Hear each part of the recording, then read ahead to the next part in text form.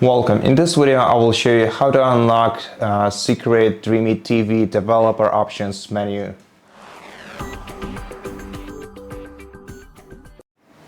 To unlock developer options on your TV, you have to press the gear button on your remote control, then go to all settings, then navigate down to system, and then scroll down to about.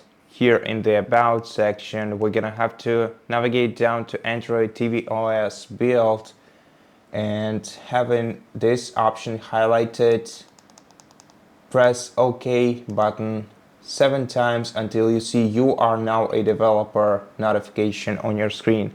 And after that, scroll down, go back to System and scroll down to Developer Options. And here you can access all the secret settings of your device. And that's pretty much it. So thank you so much for watching this video. If you liked it, please consider subscribing to our channel, leave us a like and a comment below, and I'll see you in the next one.